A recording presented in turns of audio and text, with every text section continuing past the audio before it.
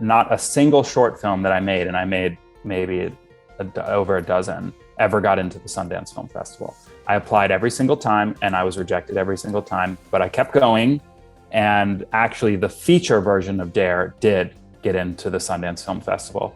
And my second feature, I Smile Back, also played at Sundance. So it's just a lesson in stick-to-itiveness. Just keep going. If you don't succeed with your first 12 short films, maybe something will happen on the 13th, or if you turn it into a feature. Our guest for this episode is Adam Salky, a director and producer whose latest film, Intrusion, a thriller starring Freida Pinto, is out on Netflix now. Just to kick off, do you want to tell us a little bit about how you came into filmmaking? What was your journey?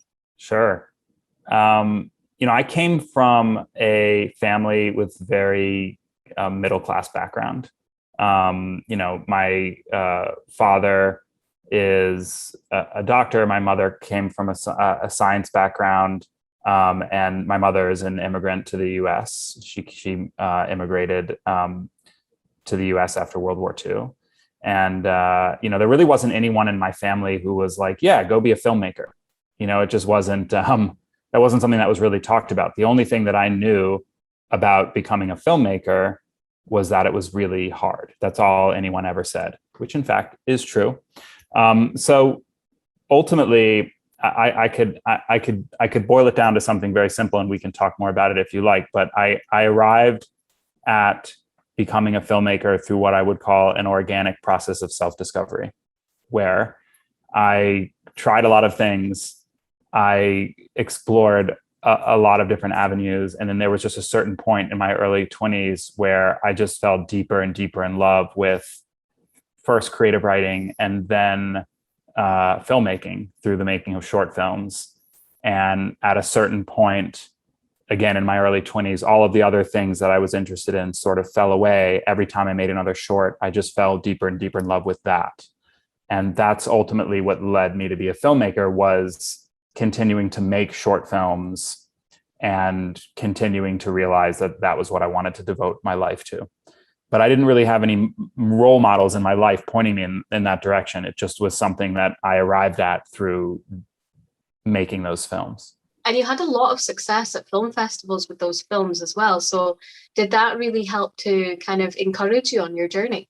Of course. Every time you make a short, it's really primarily an opportunity for you to continue to what they call hone your craft, to continue to learn about filmmaking and also learn about yourself, learn about the kinds of stories you want to tell. And it can certainly be a nice thing if over time, as you make those films, sometimes other people actually want to see them.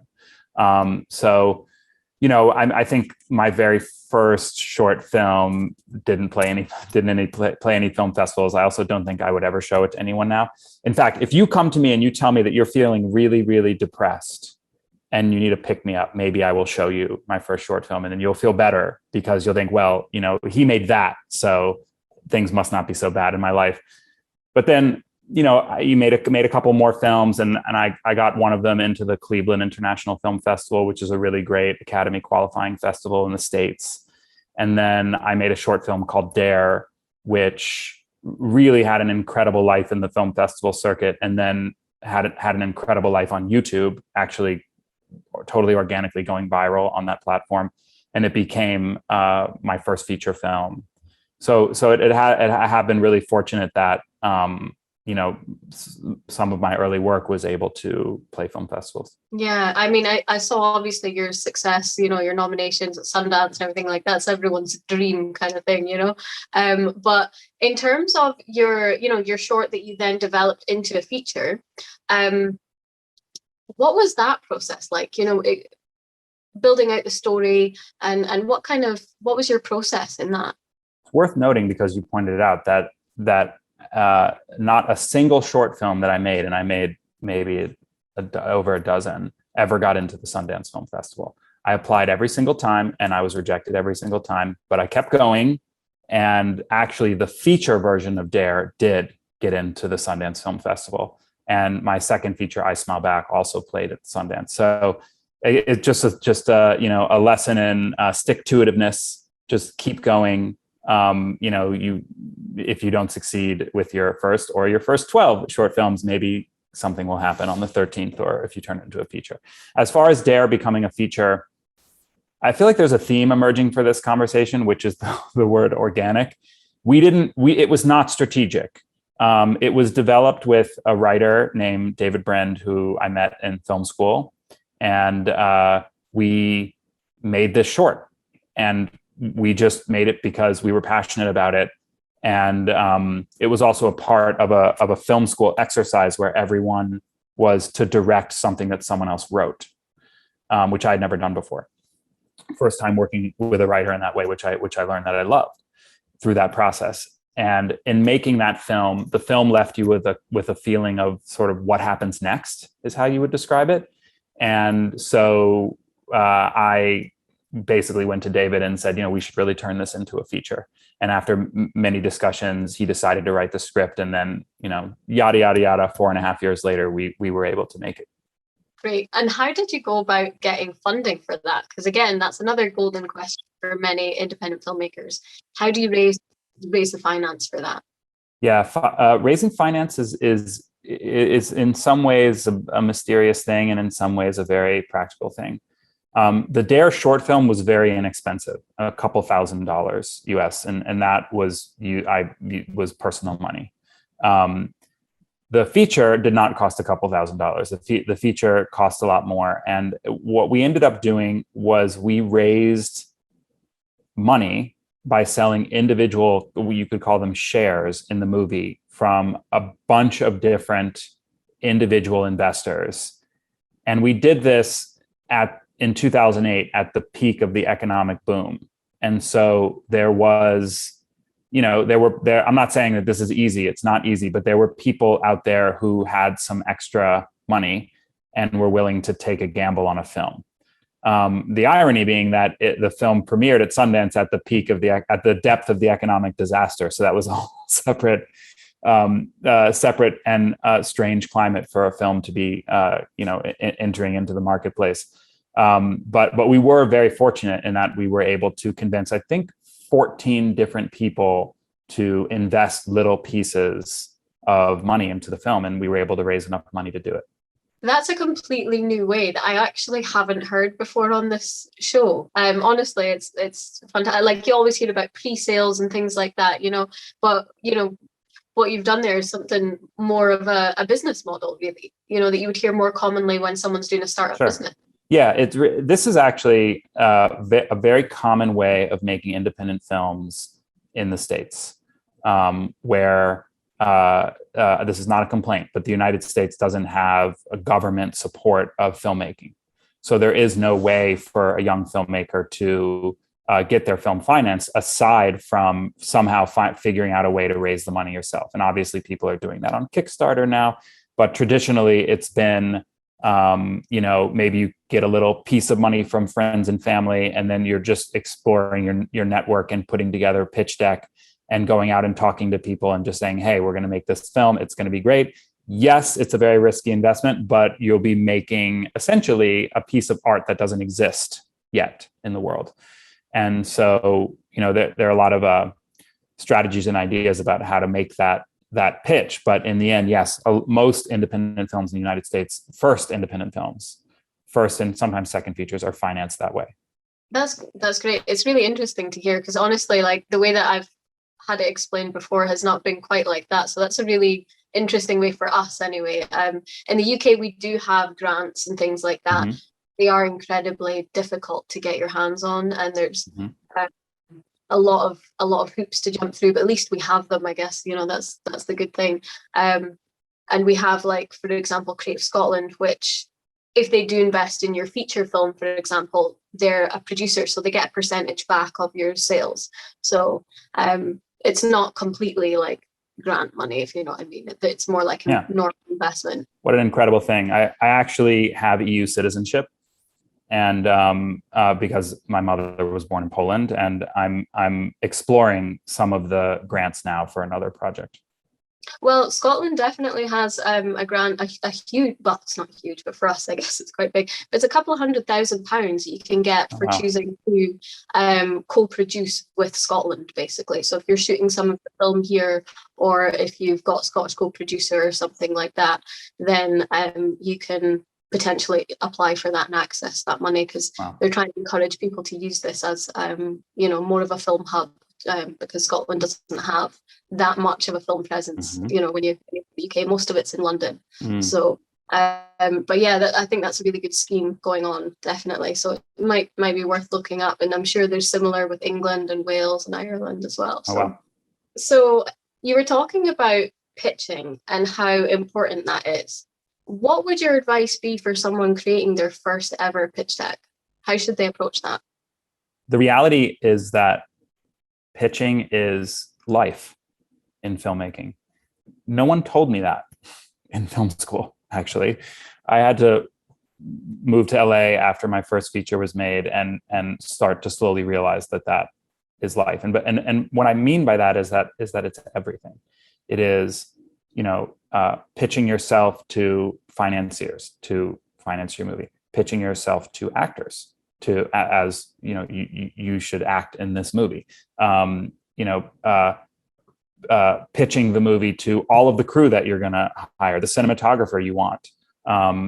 Everyone down the line is looking for the director to encapsulate for them passionately why this film, why you, and why now.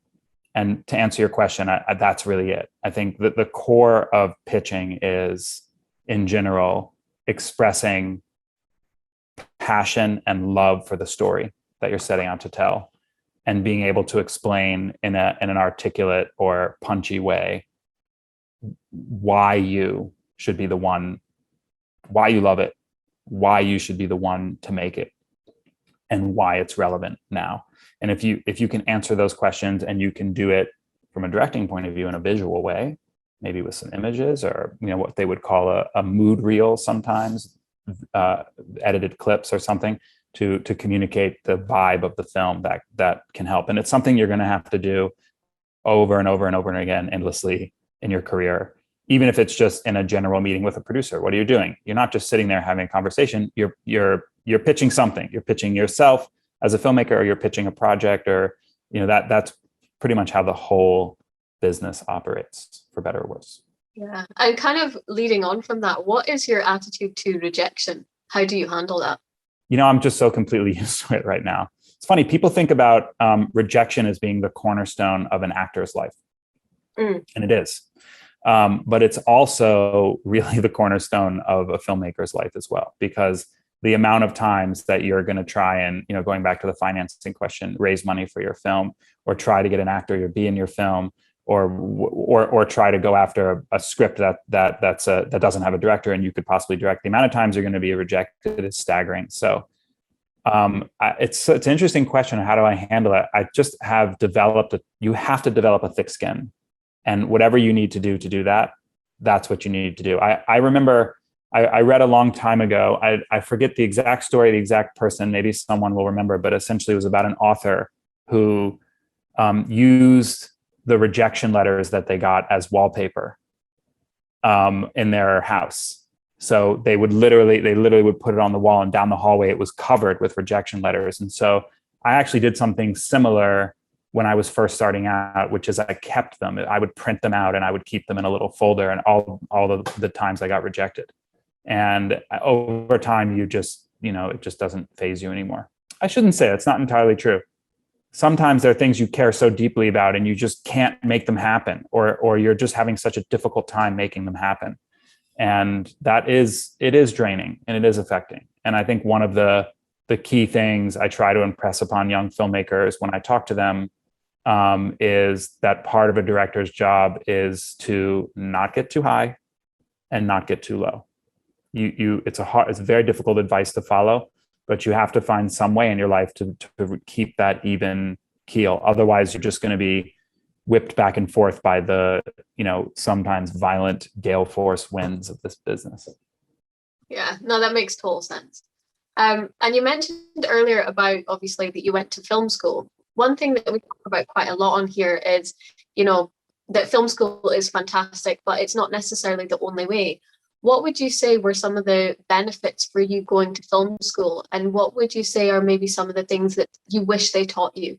I loved going to film school. It completely changed my life. I don't think that a young filmmaker has to go to film school. I think the most important thing is to go out and make films. That being said, without a doubt, if you go to a strong program, there is no better way to supercharge your entry into the business, because you're going to forget the business into the life, the filmmaker's life.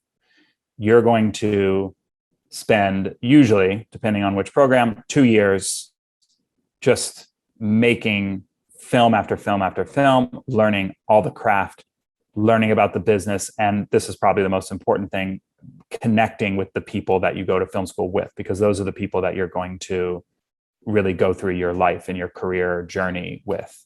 And I think it's very hard to substitute that. But that being said, I don't think it's 100% necessary. And there are plenty of examples of people who just gone out and made films on their own. As far as something I didn't get from film school, I loved my experience at film school and I got so much out of it. But one of the things that wasn't really a part of my education, there was this thing we were just talking about, which is pitching. So I actually run the directing program at the AFI Conservatory right now.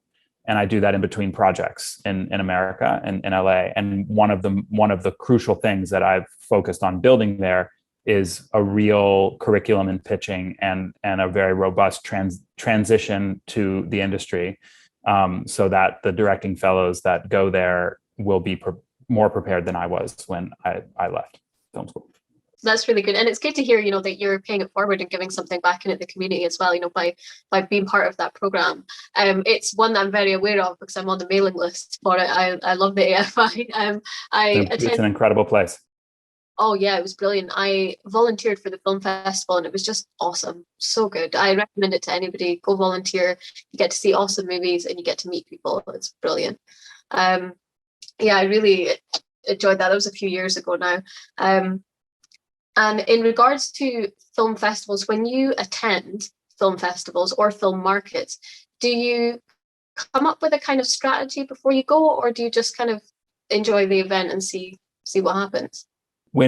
Usually when you go to a film festival with a feature film, usually depending on the size of the film, but even a modest sized independent film, which might be budgeted between $500,000 and $750,000 or something, which is not a small amount of money, but is considered to be micro budget film. Most of those films will hire a publicist, and you work with the producers to connect with those people and build a strategy around how you want to talk about the movie. So usually there is some thought put into, and some very creative thought put into how to get people at a festival excited about your film. It's very interesting. People will think, oh, getting into the Sundance Film Festival is an incredible thing. And it is, but it's actually a ticket to the races. It's not just getting into the festival is not winning the race. Winning the race is selling your film, hopefully selling your film to a great distributor, and then it going out and having a life where the public is aware of it and gets to watch the story and hopefully experience what it is you hope for them to experience when you made the film and why you cared so deeply about it. So there is a lot of strategy that goes into trying to get people interested in your film once you're at the big film festival. No, that's a great answer. And actually it kind of highlights something that I always say to like small indie filmmakers, in my network, about publicity being so key, if you can afford it, obviously, if you've got the budget, then it's absolutely invaluable. Because without it, a lot of the time it's hard to get your film seen. For sure. I think for short films, it's maybe not as important. Short filmmakers tend to be, really up and coming and just trying to get their voice heard and exploring and not that a PR agent couldn't help get people to see your film, but for a feature, it certainly is. Yeah. And also, I think there's a lot of things you can do as an individual to just learn some of those skills so that if you don't have the budget, you can still take care of some publicity efforts, even, on your own, like social media and things like that, or, trying to write a press release, all those things can be helpful and free PR tools for the filmmaker. I've been very fortunate to work with professionals to do that, but some of those things can be done on your own. But then getting that material to the community of journalists and people who can then promote it, that's harder to do without some help. Yeah, definitely. And I mean, they're the pros; they know what they're doing. So if you can afford it, it's great to have it. So just to finish up, what would be your final words of wisdom to young filmmakers that are coming up? My final words of wisdom to young filmmakers coming up are really just be about sticking with it. I remember I watched an interview with George Lucas when I was in my late teens, and someone asked him the same question, and he said, what do you have to do? And he said, you have to believe. He said, you have to believe. And I think it's very basic, but it is also true that if this is something that you discover is really who you are, you're a filmmaker, that's who you are, then you have to just go forward knowing that you're making life decisions based on being true to yourself. And if you're doing that, then I think you have a shot of telling stories that will be meaningful to you. And there's no way to know whether or not the thing that you're writing is Harry Potter and 1 billion people are going to love it, or the thing that you're making is, something really small that 100 people will care about. It's just, there's no way to that uncertainty you have to push out of your mind and just press forward, telling the stories that you care really deeply about. And I also just wanted to share that I just made a film. It's called Intrusion. It's a thriller. It's my first thriller. It comes out on September 22nd on Netflix. It's about an amazing couple. He's an architect. She's a therapist and a breast cancer survivor. And in the wake of her remission, they move to a small town to reconnect and start a new chapter in their life. But unfortunately, their house gets broken into twice in so many days. After that, the wife, Mira, played by Freida Pinto, tries to figure out what's going on and learns that there's the film, that ultimately it's impossible to truly know anyone. And there's nothing scarier than that blind spot with the people you're closest to in your life. So the film is about the terrifying unknowability of people. It's suspenseful. It's fun. I hope you'll check it out. Fantastic. We definitely will, and we'll link it down below as well. Okay, awesome. And one thing actually that I would like to ask as a follow-up is in terms of your casting process. How did you go about getting these actors for this film? Freida Pinto is an incredible actress. She had a standout performance and a standout film, Slumdog Millionaire. It always just lodged in my mind. I couldn't get that performance out of my head. And so when this film was coming together, she actually was the first person I thought of. Another reason why I was excited about it, first of all, I think she's completely right for the character because she has this innate warmth, and the Mira character in Intrusion needs that as well because she's a child and adolescent therapist.